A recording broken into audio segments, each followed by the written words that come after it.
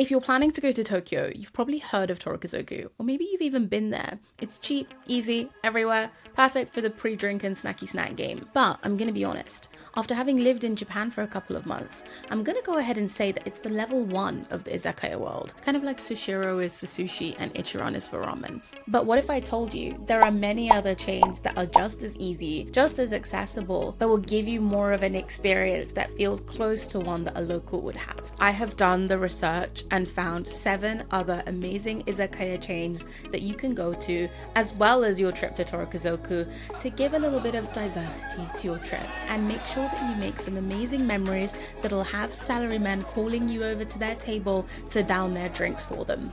Yeah, that did happen.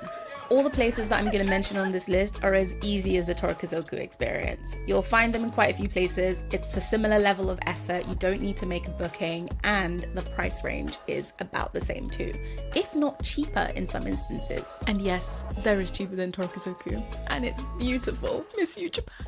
Okay, let's get started with the first place.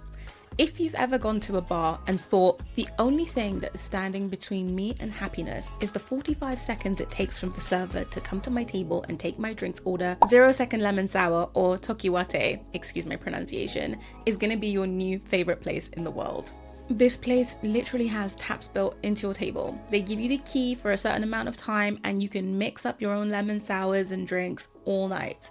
Dangerous and escalates very quickly, but absolutely amazing. If your drink's finished, you pour yourself another one. You have your own grill at the table and you can use the iPad to order sides and meats, so you can cook, eat, drink, and chat all night without ever having to wait for a server to bring you anything. Apart from the sides, obviously. But who cares when you have the tap at the table? I didn't.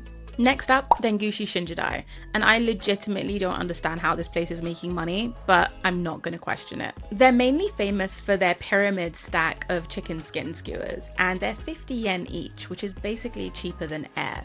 They're really Moorish and the perfect beer snack because they're salty and sticky and sweet, and aside from that, there's loads of other classic izakaya treats. It's not fancy, but it's not really trying to be either, and if you're traveling and you don't want to accidentally spend loads on a night out, but you want great drinks and good snacks and an authentic feel with salarymen all around you, then it's the perfect spot.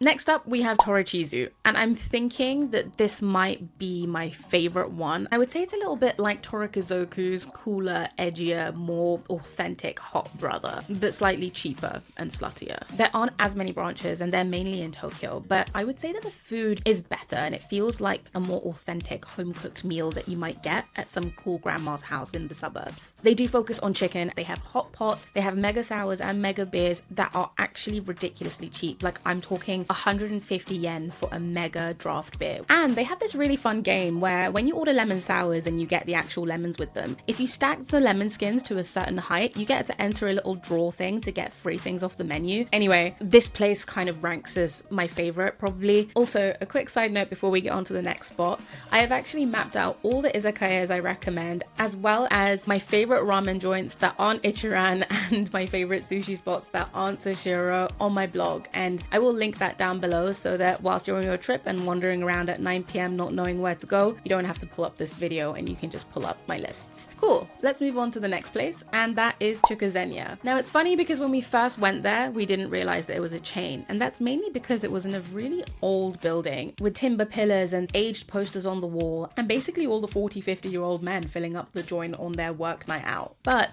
they're still incredibly welcoming to tourists, and it's super user-friendly because they have the iPad ordering system in place, which makes language and social anxiety barriers drop right to the floor. The food options are excellent. There's definitely a lot more variety than some of the other places I've mentioned, and the drinks are also just as good. There's also often different sections of the restaurant, typically divided by floors, where there is a non-smoking and smoking area. So if you're the type of person that wants to smoke and drink inside, then you can do that here. Yes, logistics aside, I think it's the perfect spot that lands between tourist friendly and super authentic local joint. But yeah, it's awesome, and I would definitely weave it in if you can. Okay, moving on to Okinawa Haisai. Now, at some point, you're going to hit a wall with yakitori. I think this is more for people who are going to spend a longer time in Japan. But if you want an izakaya night out that's a little bit different, that isn't as focused on the sticks and drinks vibe, but a little bit more regional cuisine, then this Okinawan chain is going to blow your tiny mind, because it certainly blew mine. First up, you're going to realize very quickly when you go in that it's a completely different energy, because the decoration and the vibe is much more light and aesthetic and giving you that island feel. And they've really kept that regional point of difference throughout the entirety of the experience. They told us a little bit more about the Okinawan side of Japanese history and a little bit about the language and the food. And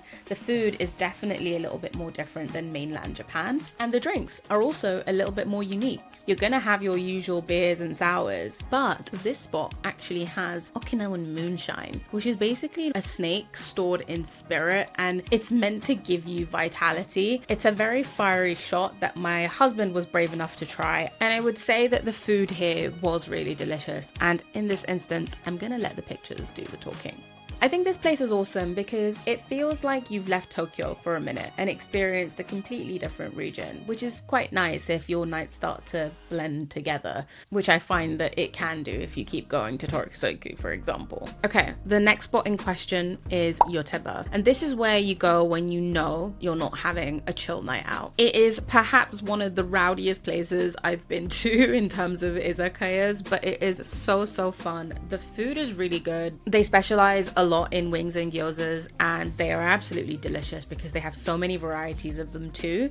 It's the type of place that's dotted around all over the city, open really late, and attracts quite a young crowd too. Okay, last but not least, Uotami, the real old reliable. And I say that because this is the type of night out that isn't as crazy and chaotic and has a little bit more of a traditional flair, because what you have isn't the elbow to elbow kind of tight-knit crazy vibe. You have your own booth and a little bit of privacy and a slower pace in general. The menu is massive. You have sushi, you have hot pot, you have general izakaya snacks and vegetables, and you have also got a wide variety of drinks, as well as all you can drink options if you were feeling like more of a party night.